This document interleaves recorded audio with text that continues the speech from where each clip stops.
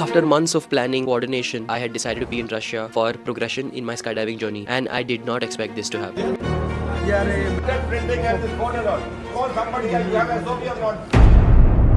This was the calm before the storm. I got to the airport with a very good mood to board my flight to Russia, which was going to be a 12-hour journey. This was an Etihad flight. This is the story of flight number EY205, which never took off. भाई Russia की ticket book हो गई 57,000 में मिली है Etihad, Abu Dhabi से सीधा Moscow. That's the upcoming trip. It's on Monday. It's in the next 2 days. I have just booked the tickets. Yeah, I've been doing that and I just booked the insurance. I'm super excited for today. The Russia trip is beginning and I cannot wait for this. It's going to be an insane one because I'm going to be practicing some skills in the wind tunnel.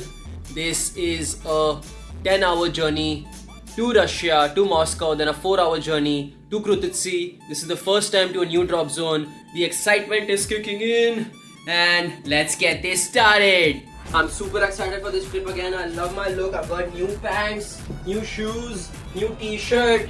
I've got all the vibes in. Here we are, my bags are back. The lift has reached ground floor. I will see you there.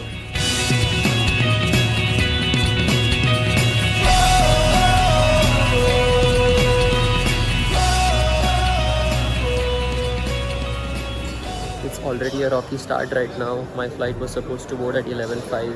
It's 11:20 right now and we have no clue what's going to happen. That's the status. Everybody's waiting behind me and nobody knows. A lot of people have connections. Don't know what's going to happen next. I headed to my gate only to realize that the boarding should have started by the time I've reached there, but it's not yet started. That's when I started speculating the flight is going to be delayed. I spoke to the managers there. They assured us that they're going to give us some information about it. But time just went by and they gave us no update about anything whatsoever. So people were feeling a little agitated, not understanding as to what to do, what not to do, because a lot of people were traveling to Abu Dhabi just so that they could catch their flight for the second leg to various different places, as Abu Dhabi and Etihad are the center point to go into the west from India. And then people travel to various locations from there on. They all had connecting flights and those connecting flights are in about 1.5 hours. And as in when the time passed by, people were realizing that they're not going to be able to catch the second flight. The first 1 hour, people were patient because they were just suggesting that they're going to make the second flight also wait for all the other passengers who are not going to be able to make it. Everything, our staff is there. I will be available. I'll coordinate with you and accordingly we'll divert you. Device booking and everything. We'll update you for the tickets as well.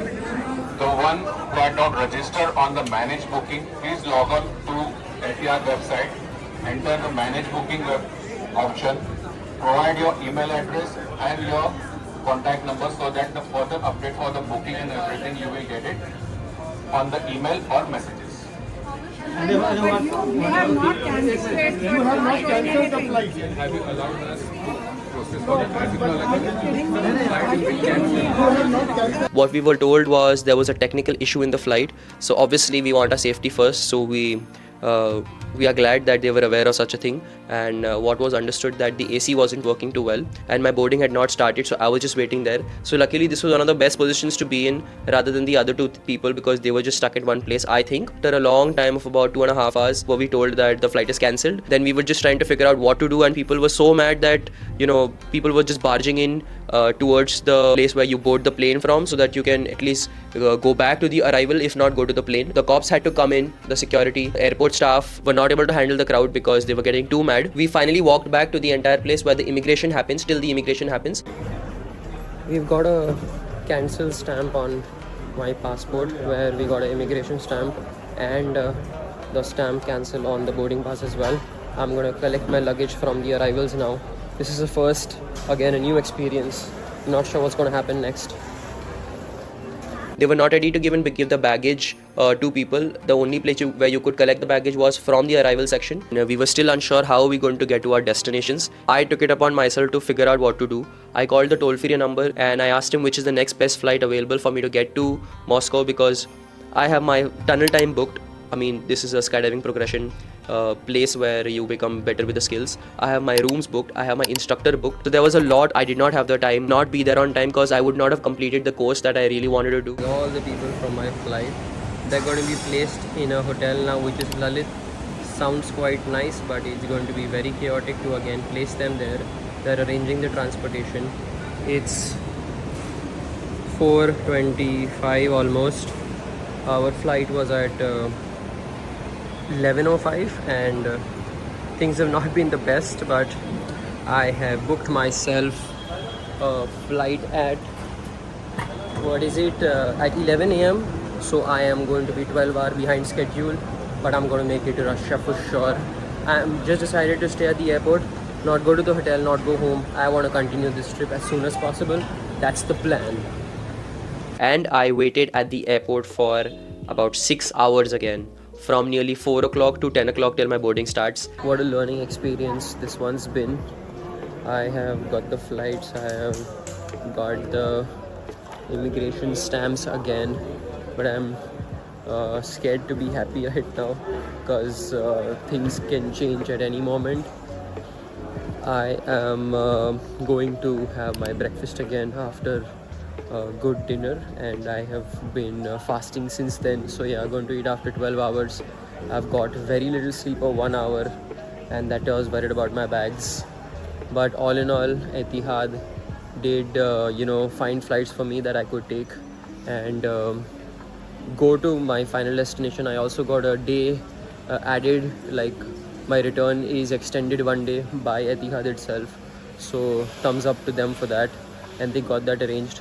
They have also located people in Lalit, but I don't know how that went. That's the update for now. I'll keep you posted. This was not the end of my problems.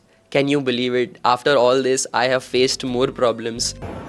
Until now, I was feeling so exhausted, but seeing this view, it's really uplifted my mood. 12 hours off schedule, but still liking this now. I love traveling.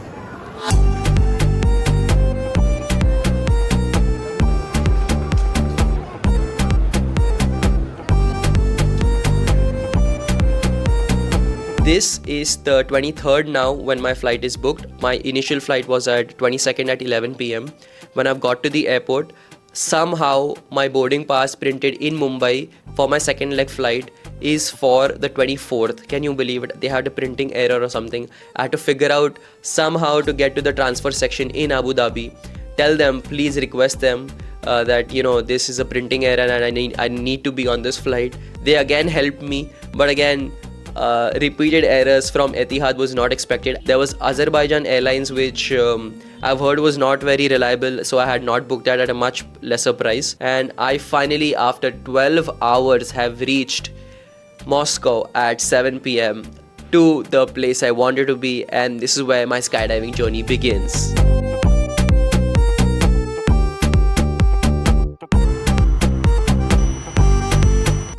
I have reached Russia.